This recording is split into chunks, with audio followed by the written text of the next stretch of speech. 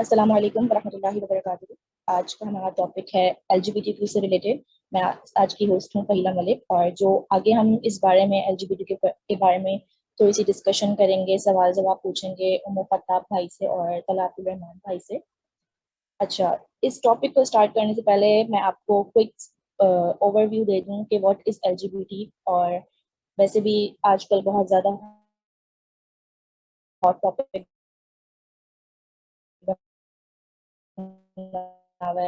LGBT Pakistan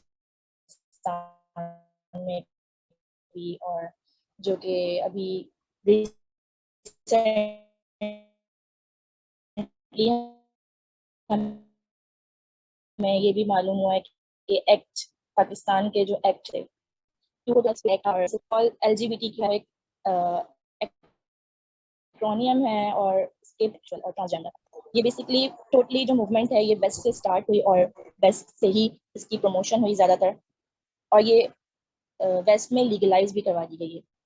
अच्छा, जो ये पूरी की पूरी जो मूवमेंट है इसको प्राइड मूवमेंट, प्राइड परेड के नाम से भी जाना जाता है। अच्छा, ये जो पूरी मूवमेंट बेसिकली डिपेंड किस पे करती है, जज हैं जो लाइक एक्टिविस्ट हैं, वो ये बोलते हैं कि जेंडर जो है वो सिर्फ दो नहीं होते, जेंडर बहुत सारे हो सकते हैं। लाइक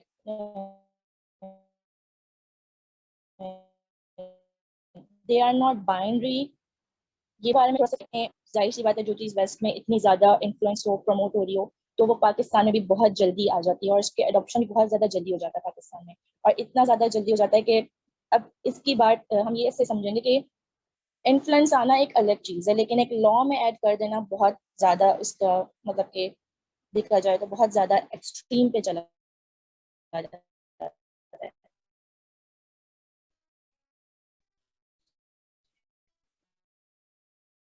सबसे कि आखिर ये एलजीबीटी क्यों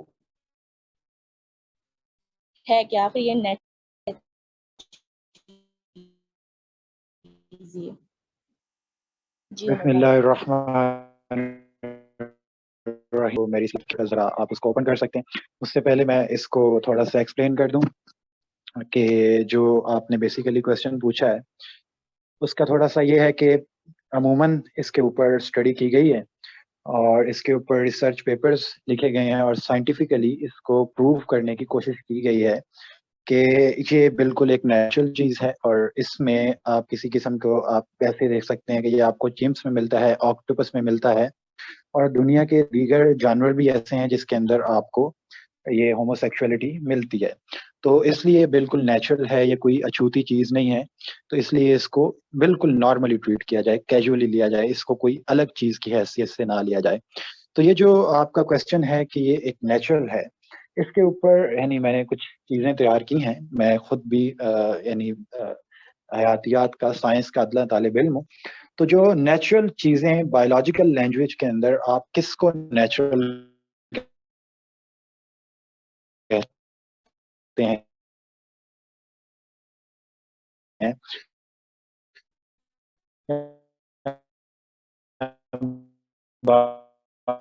बायोलॉजी के अंदर हम ऑर्गेनिज्म है जो कि वजूद में आया है, उसके वजूद में आने की दो वजूहात हैं। यानी जिस कोई भी ऑर्गेनिज्म है, सेक्सुअल है, एसेक्सुअल है, प्लांट है, एनिमल है, एविस है, बर्ड्स हैं, कोई भी है, उसमें बेसिकली उसके वजूद में आने की बुनियादी दो वजह हैं।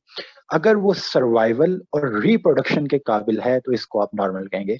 सो वो सर्वाइवल एंड रिप्रोडक्शन जो कि नेचुरल सिलेक्शन है, पूरी बायोलॉजिकल साइंसेस की बुनियाद है, उसकी बुनियाद है सर्वाइवल एंड रिप्रोडक्शन। कि एक ऑर्गेनिज्म के दुनिया में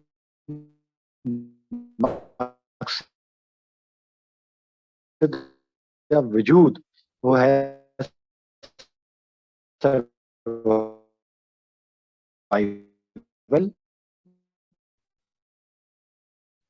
एंड देन रिप्रोडक्शन, रिप्रोडक्शन को भी हम नॉर्मल नहीं कहते। इसी तरीके से कुछ ऑर्गेनिजम्स ऐसे होते हैं, उनमें कुछ बीमारी आती है कि उनका रिप्रोडक्टरी लेवल, जिसमें उनकी रिप्रोडक्शन जो है वो थ्रेट में पड़ जाती है, तो वो भी हम उनको नॉर्मल नहीं कहते। सो आप स्लाइड आगे कीजिएगा। तो ये ऐसा मामला है कि अगर कोई organism survival and then reproduction के काबिल नहीं है, इन दोनों में से किसी एक चीज के काबिल नहीं है, तो आप उसको नेचुरल या नॉर्मल नहीं कह सकते, आप उसे एबनॉर्मल कहेंगे। तो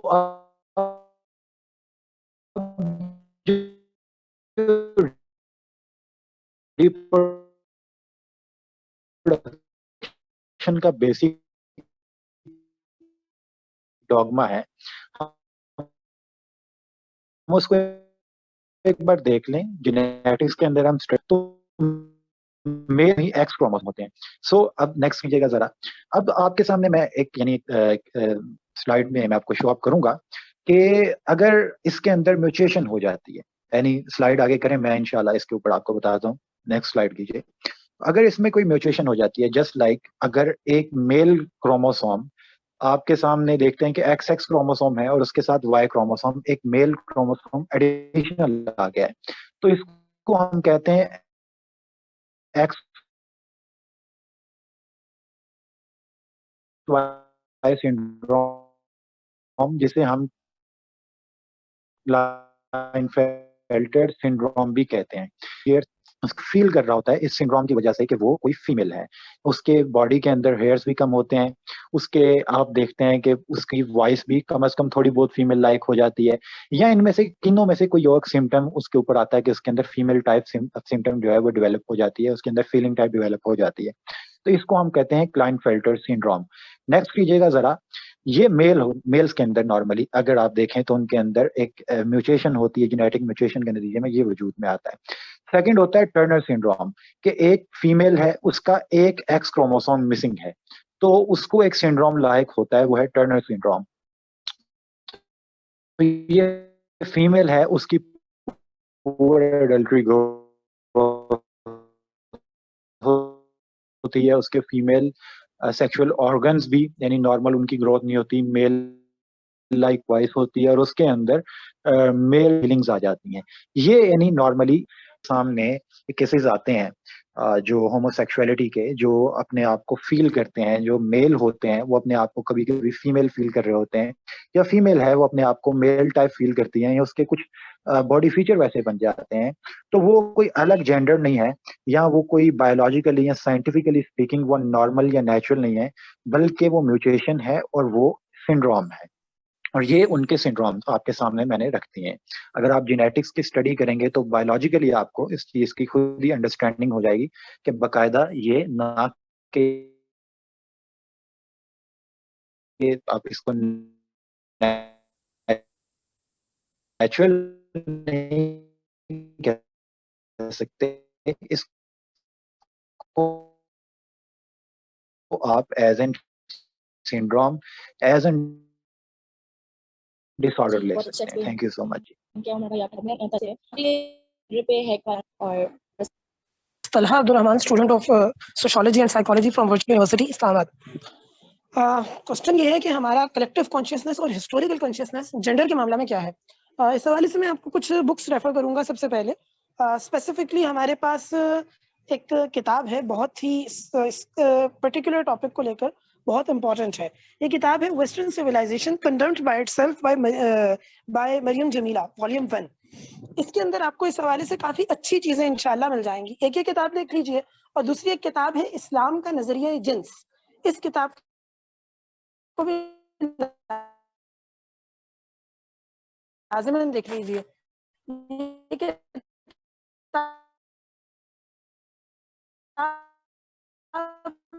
क्या नाम है, सुल्तान अहमद इस्लाही साहब की किताब है। तो ये रेफरेंस बुक्स थी, उसे पीएचडी के सिलेबस में शामिल है। तो these books are the social consciousness और historical consciousness जेंडर के मामले में क्या कहता है। तो मैं आपके सामने केस स्टडी पेश करता हूँ। हमें ये चीज सोशियोलॉजी और सोशल साइकोलॉजी में पढ़ाई जाती है कि एक बच्चा जब 5 से 6 साल की उम्र को पहुंचता है, depending upon the contemporary intellectual conditions, के उसकी जो भी दिमागी सूरत हाल है और जो भी तमाम मामलात हैं, तो 5 से 6 साल की उम्र میں ایک بچے کے اندر ایک بڑی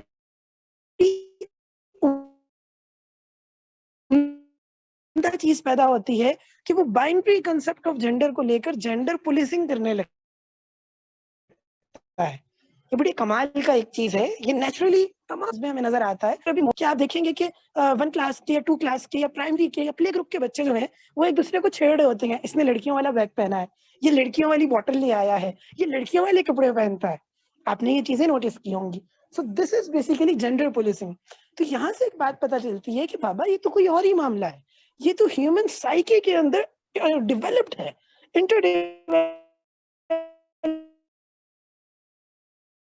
چیزیں ہیں جو ہمارے اندر نیچرلی ہیں پیدا والے, کیونکہ ہمیں معلوم ہے کہ انسان کی زندگی کی تمام چیزیں انسان کے سوشل کانٹریکٹ اور سوشل کانشیسنس کے اوپر چل رہی ہوتی ہیں. اس حوالے سے ایک بہت ہی کمال کی ڈاکومنٹری, وہ کہتے ہیں نا کہ پاسما مل گئے کعبے کو سلم کھانے سے, اس ڈاکومنٹری کا نام ہے ہو از ویمن. اس ڈاکومنٹری کو آپ دیکھ سکتے ہیں, یہ ڈاکومنٹری ہمارے پاس اویلیبل ہے انٹرنیٹ پہ, یوٹیوب پہ, ہر جگہ اویلیبل ہے, نیٹ فلکس پہ بھی اویلیبل ہے. اگر آپ اس ڈاکومنٹری کو دیکھیں تو ایک امریکن جرنلسٹ نے ایک بڑا کمال کا کام کیا کہ وہ اس نے کیا نام ہے ایک بینر اٹھایا, ایک مائک پکڑا اور نیو یارک کی اور کینیڈا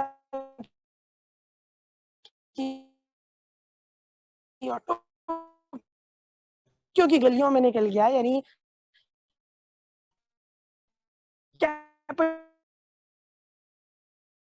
میٹروپولیٹن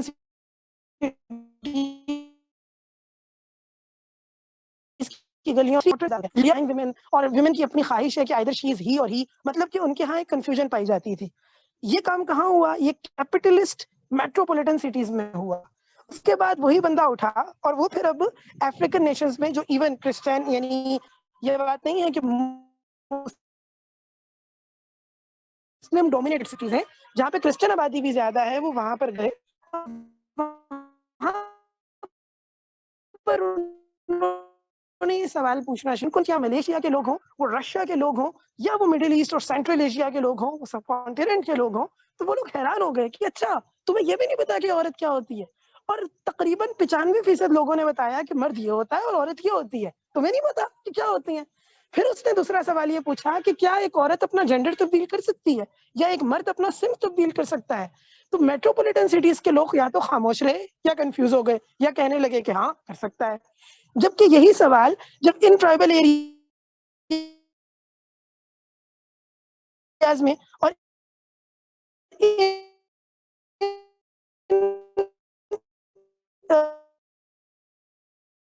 لیس کیپٹلائزڈ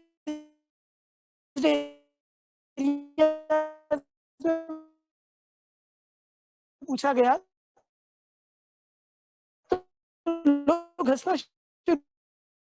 ہمارا رب العزت نے, اللہ رب العالمین نے ایک نوزائیدہ بچے کے اندر پیدا کر دی ہے, وہ بڑی ہو کر, وہ پھیل کر, وہ پھول کر, وہ سامنے آ کر بہت بڑی سطح پر انسانوں کا کلیکٹیو کانشیسنس بن جاتی ہے, انسانوں کا ہسٹوریکل کانشیسنس بن جاتی ہے. اور اس کی بنیاد پر بجا طور پر یہ کہا جا سکتا ہے کہ بائنری کنسپٹ آف جینڈر ہماری فطرت کی آواز ہے. جزاک اللہ. جی بہت اچھا ایکسپلین کیا آپ نے طلحہ بھائی. مجھے ایک اور اس کے بارے میں سوال پوچھنا تھا کہ جو آپ نے کنفیوژن کے بارے میں ڈسپوریا, تو آج کے موجودہ دور کو لے کے آخر اتنی زیادہ پرابلم ہے کہ ہر یہ it's a good question first of all. Secondly اگر ہم کچھ اسٹیٹس کو اٹھا کر دیکھ لیں نا, کچھ رپورٹس کو دیکھ لیں, کچھ فیکچوئل فگرس کو دیکھ لیں, so you will be shocked. یہ یونائٹڈ نیشنز کی رپورٹ ہے, ان کی ویب سائٹ پہ اویلیبل ہے, you can go and check from it. صرف اور صرف شاکنگ فگرس فار یو. پورے ورلڈ کی صرف اور صرف ہمارے پاس 9.8% ایسے لوگ ہیں جو اول جینڈر ڈسپوریا پہ یقین رکھتے ہیں. مطلب سب سے پہلی بات یہ ہے کہ 91.2% لوگ تو وہ ہیں جو اس چیز پہ یقین ہی نہیں رکھتے. ٹھیک ہے, they literally didn't believe on what the hell is going on regarding the gender. They believe on the binary concept of gender, वो मर्द को मर्द की हैसियत में और औरत को औरत की हैसियत में देखते हैं। हाँ, वो जो 9.8% अफराद हैं, उनके अंदर भी फकत 6% ऐसे लोग हैं जो एडवोकेट करते हैं, जो खुद जेंडर डायस्फोरिया का शिकार हैं, या खुद मर्द हैं और औरत बन गए हैं, और खुद औरत हैं और मर्द बन गए हैं। इसकी एक मिसाल दे देता हूँ मैं आपको। पूरे उसको एक कह लीजिए मेन स्ट्रीम मीडिया पे दबादब जगह दी जा रही है, जियो के टीवी चैनल्स पे बुलाया जा रहा है, बीबीसी और वॉइस ऑफ अमेरिका उसके लिए रिपोर्ट्स बना कर थक नहीं रहे, जबानें ज़देआम हो रही हैं उसके किस्से। मैं मुइज़ मेहरब साहब का तो या जो भी वो अपने बारे में कहलवाना चाहें या कहलवाना, जो भी whatsoever, there is a confusion in it. तो पूरे पाकिस्तान में एक ही फिगर है जो इस तरह एडवोकेट करती हुई नजर आ रही है, और उसके बाद हमारी शीरी मज़ारी साहिबा है। सो बेसिकली सबसे पहली बात यह है कि जो जेंडर डायस्फोरिया या जेंडर कंफ्यूजन है, वो एक माइन्यूट पोर्शन ऑफ पॉपुलेशन के अंदर है, जो बहुत ज्यादा कैपिटलाइज्ड है, बहुत ज्यादा कैपिटलाइज्ड है, अरबपति लोग हैं। बस एक नेचुरल बात है, पता नहीं ये अननेचुरल बात नेचुरली कैसे हो जाती है, एक ये बात। दूसरी बात यह है कि मेरी राय में, मेरी नाक़िस राय में, इसके कुछ रीजंस हैं। वो रीजंस ये हैं कि अल्लाह ताला ने इंसान के अंदर जिन्स का, मिलाप का, शहवत का मुस्बत जज्बा रखा है। उसके नतीजा में इंसान अफजाइश नस्ल के अमल से गुजरता है, रिप्रोड्यूस करता है, और जैसे उमर भाई ने अभी अपनी स्लाइड्स के जरिए से बात वाज़ेह की कि जो basic scientific reproductive need of humanity है वो पूरी होती है। ये अल्लाह ताला ने हमारे अंदर एक अजीम मादा रखा है, एक अजीम जज्बा रखा है कि जिसकी बुनियाद पर ह्यूमन सर्वाइवल डिपेंडेंट है। अब सवाल ये है, और मासूमाना सवाल ये है, कि अगर आप इस बुनियादी जरूरत की राहों में मनाक्शे खड़े कर देंगे, इसकी राहों को रोक देंगे, मजदूद कर देंगे, अगर आप निकाह को मुश्किल बना देंगे, अगर आप खानदान के इदारे, सोचने की बात है। मतलब आप गौर कीजिए, कैपिटलिज्म के और कॉलोनियलिज्म के आने से पहले तमाम दुनिया का रिवाज क्या था? रिवाज ये था कि जैसे ही एक बच्चा या बच्ची प्यूबर्ट होती हैं, बुलूगत को छूते हैं, उसके 6 महीने से 1 साल के अंदर अंदर उनका निकाह बढ़ा दिया जाता था, या फेरे डलवा दिए जाते थे, या व्हाट्सएवर चर्च है कि अब इन राहों को मजदूद कर दिया जाता है, और कदर मुश्किल बना दिया गया है, इस कदर दकीक बना दिया गया है। हमारे यहाँ कहा जाता है कि रस्में मुश्किल है, नहीं, रसूमात तो हैं ही हैं, वो एक और मसला है, वो एक सोशियोलॉजिकल प्रॉब्लम है। असल मसला ये है कि एक औरत को अपने सर्वाइवल का डर है, एक मर्द को अपने सर्वाइवल का डर है। उसे डर है कि भाई मैं खुद नहीं कमा सकता, मैं अपने बच्चों को क्या भूखा मारूंगा।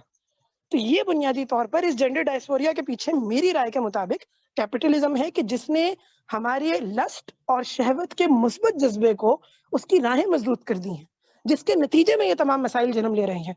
अगर हम इसको सॉर्ट आउट करना चाहते हैं तो ठीक है, सोशियोलॉजिकल इंप्रेशंस होने हैं, लीगल फ्रेमवर्क की जरूरत है, पॉलिटिकल फ्रेमवर्क की जरूरत है, लेकिन सबसे ज्यादा जरूरत है कि वह अहल्लल्लाहुल बैउ व हर्रम रिबा को। बहुत बहुत ज़्यादा अच्छा एक्सप्लेन किया आपने इन डिटेल में। मेरा यही सवाल भी यही था कि आखिर इन 9%, जैसे कि आपने परसेंटेज बताई जो रिपोर्ट के अकॉर्डिंगली, कि इन आखिर 9% की वजह से ये सारे लॉज में क्यों आ रहे हैं, और हमारा जो अगर इस्लाम के रुख से ना भी देखा जाए तो ये एक यूनिवर्सल फैक्ट है कि male and female both go together, और इसका मतलब ये नहीं है कि आप डिफरेंट जेंडर्स बना दें। तो आखिर ऐसी क्या वजह है कि इन 9% की वजह से उसको ह्यूमन राइट्स में भी ऐड कर दिया गया है कि इनके ह्यूमन राइट्स माने जाएं? आखिर ऐसी क्या वजह है कि पाकिस्तान में भी इसका एक्ट पास हो चुका है, बिल पास हो चुका है?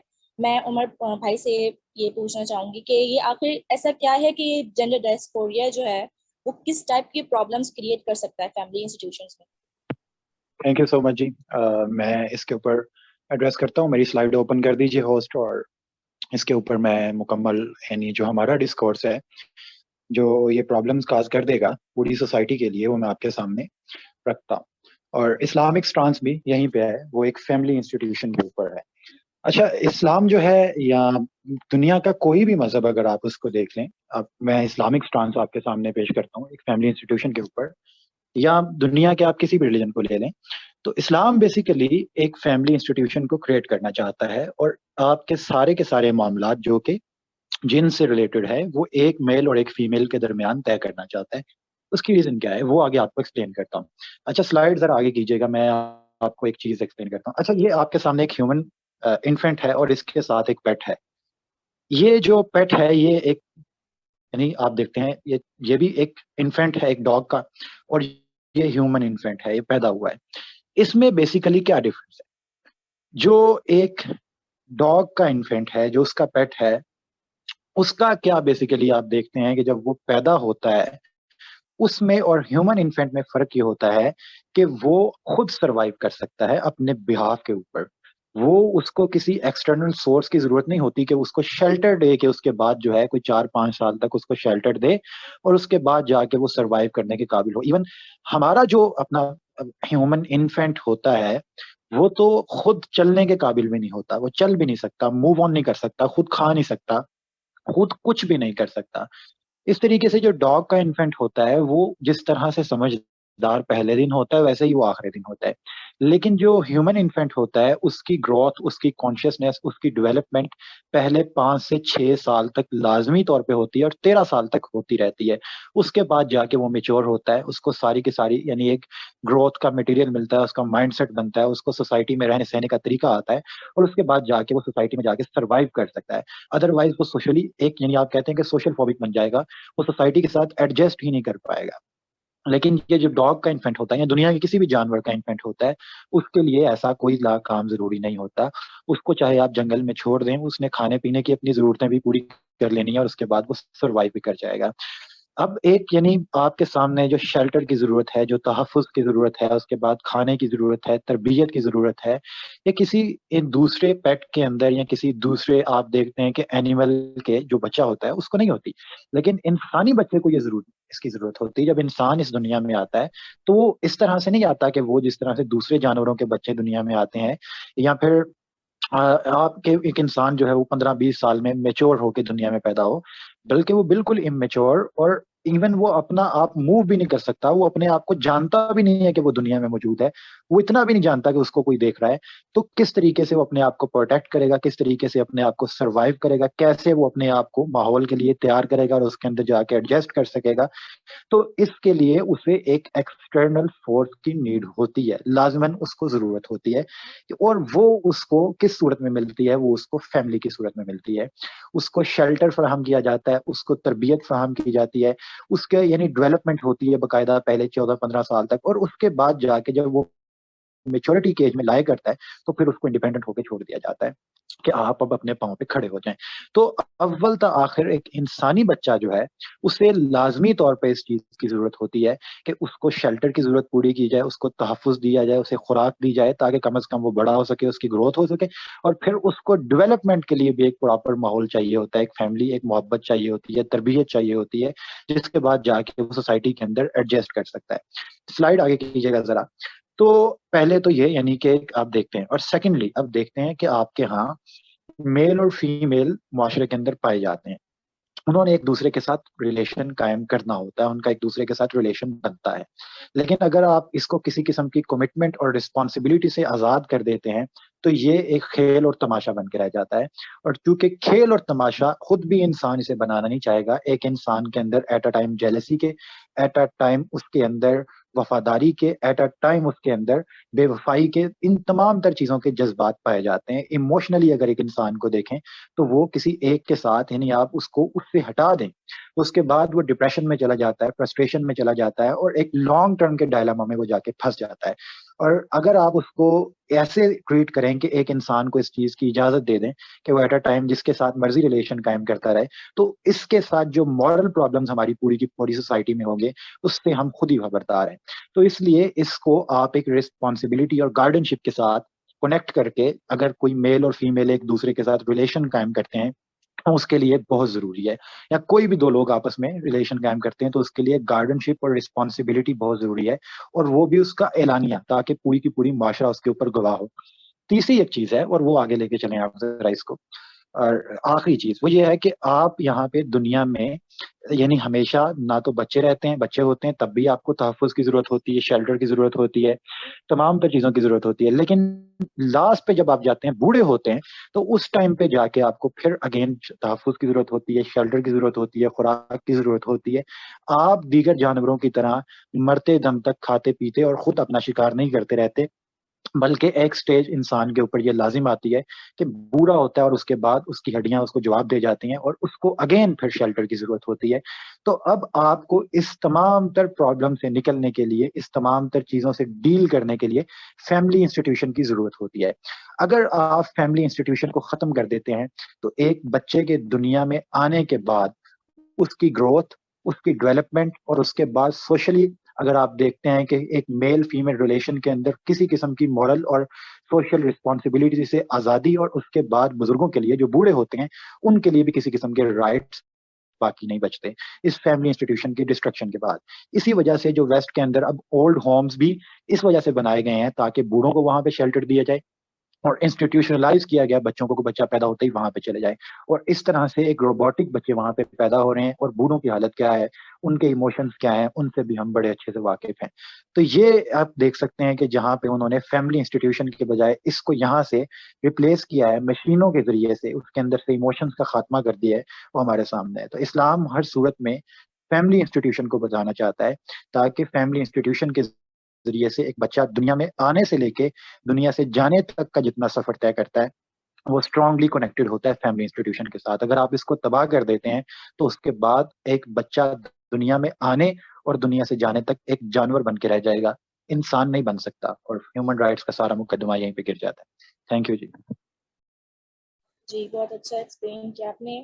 اس پورے مسئلے میں، اس پورے سیشن میں ہمیں یہ ایٹ لیسٹ کلیئر ہو گیا کہ LGBTQ از ناٹ نیچرل. سب سے پہلے تو ہمارے بھائی نے ہمیں یہ سمجھایا کہ اٹس اے سنڈروم، جس سنڈروم کو لے کے یہ اتنا ایکسس ہو گئے، اتنا زیادہ اس کو پروموٹ کر دیا ہے کہ LGBTQ کو ہیومن رائٹس کے اس میں لا کے کھڑا کر دیا ہے، جس سے پورا کا پورا ہمارا فیملی انسٹیٹیوشن جو فیملی سسٹم ہے وہ تباہ و برباد ہو رہا ہے.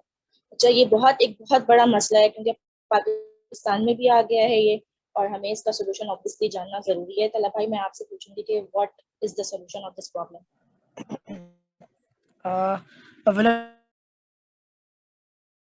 تو اچھا، میں اس کوشچن کی طرف بھی آتا ہوں کہ واٹ از دا سولوشن. اس سے پہلے میں آپ کو ایک چھوٹی سی چیز بتانا چاہتا ہوں. اکنامکس میں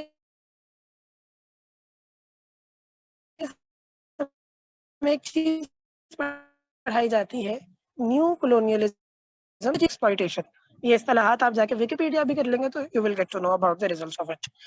اچھا، اب یہ اوور ایکسپلائٹیشن یا کیپٹلسٹ ایکسپلائٹیشن یا کنزیومر ایکسپلائٹیشن، اس کا مطلب کیا ہے؟ اس کا مطلب بیسیکلی یہ ہوتا ہے کہ بھائی اپنا کام بنتا. اگر یہاں کوئی اکنامکس کے اسٹوڈنٹس ہیں تو وہ فوراً سمجھ جائیں گے. اکنامکس کی پہلی کلاس میں پہلے دن پہلا اصول یہ پڑھایا جاتا ہے کہ rational people think at margin, کہ بھائی عقل مند تو وہ ہے کہ جو بس اپنے کام کو اور اپنے فائدے کو سوچے، باقی دنیا کو آگ لگتی ہے تو لگے. وہ یہ نہ سوچے کہ لگے کہ آگ تو آئیں گے گھر سبھی کے زد میں، وہ بس یہ سوچے کہ لگے کہ آگ تو آئیں گے گھر اوروں کی زد میں. یہاں ہمارا مکان تھوڑی ہے، ہم تو کوئی اچھے GHQ میں شفٹ ہو جائیں گے، ہم کسی اچھے بیریا ٹاؤن میں شفٹ ہو جائیں گے، ہم کسی اچھے دبئی کے جزیرے کو خرید لیں گے. تو پہلی بات یہ ہے کہ کیپٹلسٹ سوچ کے رہا ہوتا ہے. اب سوچئے کہ سوچ یہ بن چکی ہے، جس کی فکر کی اٹھان یہ ہے، اسے یہ کیسے قبول ہوگا کہ تحفظ ناموس زن مرد آزماں مرد آفریں؟ وہ کیسے یہ قبول کرے گا کہ ایک ایسا دین، ایک ایسا نظام حیات، ایک ایسی تہذیب، ایک ایسا تمدن کہ جو عورت کو محافظت فراہم کر رہا ہو، جو اور مرد کو محافظت فراہم کر رہا ہو، جو بنیادی طور پر اس اصول پر کھڑا ہو کہ معاش کی وجہ سے، اقتصاد کی وجہ سے، کامرس کی وجہ سے، ٹریڈ کی وجہ سے سوشل اور پولیٹیکل لائف کو ڈسٹرب نہیں ہونے دیں گے، بیلنس قائم کریں گے، صراط مستقیم قائم کریں گے. تو ظاہر سی بات ہے پھر تو یہ ہوگا. سو بیسیکلی یہ کیپٹلسٹ ایجنڈا ہے کہ عورتوں کو ان کے گھروں سے نکالا جائے، مردوں کو ان کی فیملی کے جھنجھٹوں سے نکالا جائے، تاکہ وہ کیپٹلزم میں انڈلج ہو جائیں، کام کریں اور پھر ہفتے اتوار کی چھٹی کو جانوروں کی طرح وہ کہہ لیجیے ایک دوسرے کے ساتھ ملوث ہوں، ایک دوسرے کے ساتھ نائٹ کلبز میں ناچیں، برہنے کی اور فوش گری اور حیا باختگی پھیلائیں، اور اس کے بعد جب اپنے اس کہہ لیجیے سو کالڈ جینڈر ڈپریشن کو نکال چھوڑیں تو اس کے بعد دوبارہ آ جائیں، پھر 9 to 5 جاب کریں، جانور بنے، اوور ٹائم لگائیں، اور ہم بس ان کو اتنے چنے ڈالیں کہ اگلے دن بھاگنے کے قابل رہ سکیں. سو دس از دا ریزن کہ یہ ہمارے لیگل سسٹم میں آ رہا ہے. بیکاز ہمیں یہ تو کیا نام ہے پولیٹیکل سائنسز کی ایک بہت بڑی ڈیبیٹ ہے. اگر یہاں پولیٹیکل سائنسز کے اسٹوڈنٹ ہیں سو دے ول گیٹ ٹو نو, ایک بہت بڑی ڈیبیٹ ہے پولیٹیکل سائنس میں کہ how to actually work, how to make the democracy actually work, کہ جمہوریت کو کن اصولوں پہ چلنا چاہیے. So this is the thing. Last question of yours was that کہ اس کا سولوشن کیا ہو سکتا ہے. تو میری ناقص رائے میں اس کے سولوشن کی مختلف پرتیں ہیں. کچھ کام اسٹیٹ کے کرنے کے ہیں, کچھ کام حکومت کے کرنے کے ہیں, کچھ کام تحریکات اسلامیہ کے کرنے کے ہیں, اور کچھ کام طلباء کے کرنے کے ہیں, طلباء تحریکات کے کرنے کے ہیں. چونکہ ہم یہاں پر اسٹوڈنٹس ہیں تو میں طلباء تحریکات سے اس کا آغاز کروں گا. دیکھیے اس بات کو سمجھیے کہ ہمیں گناہ سے نفرت کرنا ہے, گناہ گار سے نفرت نہیں کرنا ہے. میں دوبارہ یہ بات کہہ رہا ہوں کہ ہمیں گناہ سے نفرت کرنا ہے, گناہ گار سے نفرت نہیں کرنا ہے. اگر ہم انتہا پسندانہ, تشدد پسندانہ, عسکریت پسندانہ مزاج لے کر چلیں گے اور دوسرے کی بات کو بغیر سنے دبائیں گے, کچلیں گے, صرف اس لیے کہ ہمارے پاس دلیل نہیں ہے, ہم دلیل کا جواب, تو اس کے نتیجے میں انہیں ووٹ آف وکٹمائزیشن ملے گا. ہمارے معاشرہ کے اندر ایسے بہت سے لوگ ہوتے ہیں جو ابھی ہم نے شروع کے سوالات میں عمر بھائی نے بھی کافی اچھے طریقے سے ایکسپلین کیا کہ ریزنس کیا بن رہے ہیں. What are the sociological, anthropological and financial and economical reasons behind this. تو آج کی سوسائٹی میں جبکہ طاغوت کا غلبہ ہے اور ہم دیکھ رہے ہیں کہ انسان خدا بنا بیٹھا ہے, تو اس معاشرہ میں اگر کوئی شخص اپنی اس جینڈر کنفیوژن کا شکار ہو جاتا ہے یا اپنی نیچرل نیڈ کے, نکاح کے نہ ہونے کی وجہ سے وہ اس شہوت رانی کا شکار ہو جاتا ہے, تو میں سہ بارہ یہ بات کہہ رہا ہوں, گناہ سے نفرت کیجئے گا, گناہ گار سے کبھی نفرت نہ کیجئے گا. ان لوگوں کو آپ کی اٹینشن کی ضرورت ہے. ہماری یونیورسٹیز میں, ہماری کالجز میں, ہمارے اسکولس میں ایسے لوگ اویلیبل ہیں, ہم سب جانتے ہیں کہ اویلیبل ہیں. ہم لوگ ان کو سائڈ لائن کر دیتے ہیں, مارجنلائز کر دیتے ہیں. ڈاکٹر معیز مہر اعوان صاحب سے آپ کبھی بات کیجئے اور کبھی ان کی پوڈ کاسٹ کو سنیے, یا کبھی ان کی کتاب کو پڑھیے, یا کبھی ان کی اسٹوری کو جانیے, ان کی روداد غم کو سنیے. خیر پتہ نہیں وہ غم ہے یا کیا ہے, لیکن بہرحال ہمیں نظر آتا ہے کہ اسٹوڈنٹ لائف میں ہی اور شی واز مارجنلائزڈ. تو یہ نہ کیجیے, یہ بالکل نہ کیجیے. طلباء کا کرنے کا سب سے اہم, سب سے بنیادی, سب سے اہم کام یہ ہے. ہمارے ہاں جو زنخوں کے ساتھ کیا جاتا ہے, ہمارے ہاں جو فیمیلز کے ساتھ کیا جاتا ہے, یہ قطعاً کسی صورت میں, کسی حیثیت میں, کسی مزاج میں, کسی دلیل سے اسلام کا مزاج نہیں ہے, اسلام کا تصور نہیں ہے. تو پہلی بات طلباء برادری کے کرنے کا کام. دوسری بات سیاسی جماعتوں کے کرنے کا کام, یا بلکہ ہم اس کو بعد میں دیکھتے ہیں, اب ہم اسے اسٹیٹ کے لیول پر دیکھ لیتے ہیں کیونکہ یہ آج کی سطح پہ لیگل پرابلم زیادہ بنا ہوا ہے. ریاست کا کام یہ ہے کہ ریاست کو ماں ہونا چاہیے. ریاست بنیادی طور پر اس معاہدے کا نام ہے جو ایک شہری تمام شہریوں کے ساتھ مل کر کرتا ہے کہ میں اپنے سیاسی حقوق سلب کرنے کی اجازت دیتا ہوں, میں ہتھیار چلانے کی اجازت دیتا ہوں, میں قانون کو نافذ اور مسلط کرنے کی اجازت دیتا ہوں کہ تم نے میرے مسئلے کو حل کرنا ہے. یہ ریاست پاکستان کا, یا ریاست پوری دنیا میں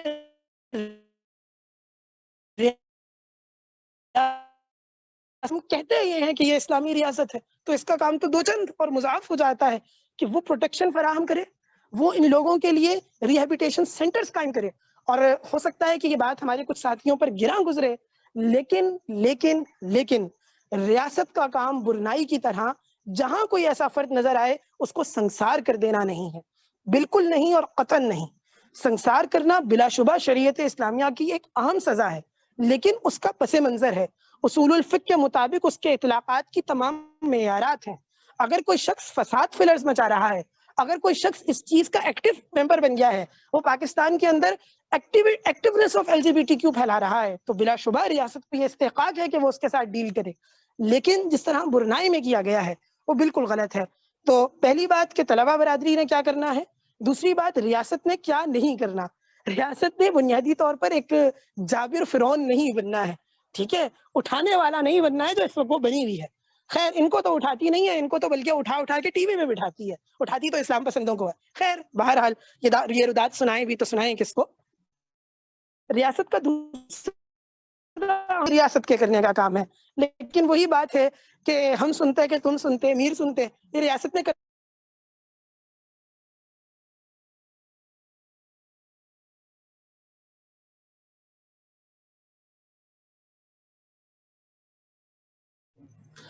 جب کنٹینیو کرنا ہو تو ہوسٹ کائنڈلی بتا دیں. جزاک اللہ.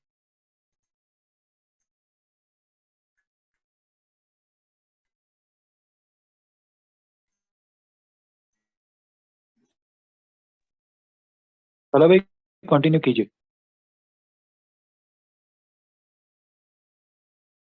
عمر بھائی کیا کہے؟ طلحہ بھائی کنٹینیو کیجیے. Okay okay. میری آواز ٹھیک آ رہی ہے بھائی؟ کیونکہ یہاں پہ کچھ نیٹ کا پرابلم ہے. جی آ رہی. اوکے جزاک اللہ. تو ہمارا لاسٹ کوشچن ہے, اور کوشچن یہ ہے کہ واٹ شوڈ وی ڈو. تو پہلا کام طلبہ برادری کے کرنے کا ہے, دوسرا کام ریاست کے کرنے کا ہے کہ وہ ریہیبلیٹیشن سینٹرز بنائیں, لیکن ایز یوزول ریاست میں کرنا نہیں ہے. تو تیسرا تحریکات اسلامیہ اور اجتماعات اسلامیہ کا ہے, اسلامک انسٹیٹیوٹس کا ہے, دارالفتہ کا ہے, مدارس کا ہے, خانقاہوں کا ہے, تحریکات اسلامیہ کا ہے. اگر آپ مجھ سے کچھ نام پوچھنا چاہیں تو دارالعلوم دیوبند کا ہے, دارالعلوم حقانیہ کوڑا خٹک کا ہے, جماعت اسلامی کا ہے, اسلامی جمعیت طلبہ کا ہے, اسلامی جمعیت طالبات, تنظیم اسلامی کا ہے, شبان المسلمین کا ہے, جمعیت طلبہ عربیہ کا ہے, تحریک دینار و درہم کا ہے, ایکس وائی زی. آپ کیا نام ہے, اس طرح آپ نام لیتے چلے جائیے, سینکڑوں نام ہیں, ہزاروں نام ہیں. وہ لوگ جو بنیادی عقیدہ اسلام سے محبت کرتے ہیں, جو کہتے ہیں کہ ہم وہ لوگ ہیں جنہیں کہتے ہیں اسلام پسند, ان کا یہ کام ہے کہ اگر ریاست ریہیبلیٹیشن سینٹرز قائم نہیں کر رہی ہے تو جماعت اسلامی ہند نے قائم کر کے دکھائے ہیں. ہندوتوا کے ظلم و جبر سے لڑ کر اس کے علیہ رغم یہ کر کے دکھایا ہے انہوں نے ہندوستان جو کہ اتنا بڑا ہے اس کے ہر صوبہ میں یہ ریہیبلیٹیشن سینٹرز اپنے مراکز میں قائم کیے ہیں. تو ہم کیوں نہیں کر رہے ہیں؟ ہمیں یہ کرنا ہوگا. وہ نام ہے امام ابن تیمیہ رحمۃ اللہ علیہ نے اپنی عظیم تر کتاب الفرقان بین اولیاء الرحمن و اولیاء الشیطان کے اندر یہ فرمایا ہے کہ جو فقیہ وقت کے تقاضوں کے مطابق دین کو عملا نہ سکے, دین کو پریکٹیکل نہ بنا سکے, وہ اولیاء شیطان میں سے ہے. تو خدا را وقت کے تقاضوں کو سمجھیے, ایسے انسٹیٹیوٹس قائم کیجیے. نہیں ضرورت ہمیں state of the art institutes کی, نہیں ضرورت ہمیں لیجیے 4G 5G اور ACs کی. ٹھیک ہے, یہ بھی ہونا چاہیے, یہ بھی لازمی تقاضا ہے, لیکن جو سرے دست میسر ہے وہ تو کر لیجیے. ایسے ایکسپرٹس پیدا کیجیے, ایسے کورسز کروائیے تاکہ ان لوگوں کو سمویا جا سکے. اس حوالہ سے سینیٹر مشتاق احمد خان صاحب, جنہوں نے ابھی سینٹ میں بھی بہت اچھے طریقے سے بیان کیا ہے اور اس آواز کو اٹھایا ہے, انہوں نے اپنی کل رات پوڈ کاسٹ میں یہ بات فرمائی ہے کہ KP کے اندر وہ باقاعدہ ایک انسٹیٹیوٹ قائم کریں گے, ایک پیشنٹ سینٹر قائم کریں گے کہ جس کے ذریعے سے ان مسائل کو حل کیا جا سکے. پہلی بات برادری کے کرنے کا کام, دوسری بات ریاست کے کرنے کا کام, تیسری بات ریاست کر نہیں رہی تو تحریکات اسلامی ریاست کی طرح کام کریں جیسے ہم نے فلڈ ریلیف کی طرح کام کر کے دکھایا ہے. اور last but not least government کے کرنے کا کام. گورنمنٹ کے ہاتھ میں لیجسلیشن ہے. یہ معاملہ بہت حساس ہے, اور یقین جانیے ہم ایک جمہوری ریاست میں رہ رہے ہیں. جمہوریت رائج الوقت ہے, سکہ رائج الوقت جمہوریت ہے. اگر ہمارے یہ ضمیر فروش حکمران اس چیز کو لیگلائز کر دیتے ہیں, لیجیٹمائز کر دیتے ہیں, جو میں افسوس کے ساتھ کہتا ہوں کہ اس نام نہاد اسلامی ریاست میں کیا جا چکا ہے, تو آپ سوچئے کہ کیا میرے اور آپ کے دنیاوی مستقبل پر اور اخروی مستقبل پر اس کے کیا اثرات مرتب ہونا ہے. کیا اللہ مجھ سے اور آپ سے سب پوچھے گا کہ جب میرے دین کے پرخچے اس حیثیت میں اڑائے جانے لگے تو تم کیا کر رہے تھے؟ کیا اللہ ہمارے سیاسی جو ایاک نعبد و ایاک نستعین کہہ کے تقریروں کا آغاز کرتے ہیں اور اس کے بعد یہ تماشے کرتے ہیں, تو ان سیاسی جماعتوں کو ہوش کے ناخن کرنا چاہیے اور ان کے فالوورز کو بھی ہوش کے ناخن کرنا چاہیے. یہ بہت حساس معاملہ ہے, یہ اسلامی تہذیب کی بنیاد و بنا کا معاملہ ہے. لاسٹ بٹ ناٹ لیسٹ, یہ معاملہ تھوڑا سا حساس ہے. میں نے اولن بھی یہ بات کہی تھی کہ گناہ سے نفرت کرنا ہے, گناہ گار سے نفرت نہیں کرنا ہے. سو ہمارے ہاں ایک مسئلہ یہ ہے کہ ہم ختم نبوت کا معاملہ ہو, ناموس رسول و ناموس صحابہ کا معاملہ ہو, ناموس اہل بیت کا معاملہ ہو, یا کوئی بھی دینی معاملہ ہو, ہم انتہا پسند, تشدد پسند اور عسکریت پسند بن جاتے ہیں. بہرحال شہریوں کا کام ہتھیار اٹھانا نہیں ہے, شہریوں کا کام لوگوں کو قتل کرنا نہیں ہے, یہ کام عدالتوں کا ہے, عدالتوں کے سپرد کر دیجئے. ہمارا کام برنائے میں جس طرح ہو گیا ہے یا افغانستان میں جس طرح کر دیا گیا ہے کہ خیر اب تو طالبان نے اس پہ کنٹرول لیا ہے, لیکن ہمیں نظر آتا ہے ان کی سابقہ حکومت میں اب یہ معاملہ نہیں ہے, میں قبول کرتا ہوں, لیکن عوام اگر قتل عام پر اتر آئیں گے تو انہیں ووٹ آف وکٹمائزیشن ملے گا, ان کا فساد مزید پھیلے گا. اگر آپ اس فساد کو روکنا چاہتے ہیں, اسلامی تہذیب کے معیارات کو قائم کرنا چاہتے ہیں, تو ریاست پاکستان کے ایک باوفا شہری بنیے, قانون کی پاسداری کیجیے, ہاں قانونی آئینی جمہوری جدوجہد کرتے ہوئے کوشش کیجیے کہ اسے تبدیل کیا جا سکے. So this is what we can do in the modern nation state of Pakistan. If we want to do anything else, that would create a mess, that would create fasad in this particular contemporary time and space.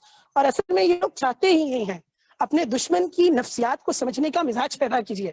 وہ یہ چاہتے ہیں, وہ جان بوجھ کر ہمیں provoke کرنا چاہتے ہیں کہ ہم ہتھیار اٹھا لیں, جیسے ہم نے کسی زمانے میں اٹھا لیے تھے, جیسے ہم ان کے ہاتھوں استعمال ہوئے تھے سری نگر میں اور کابل میں اور نہ جانے کہاں کہاں.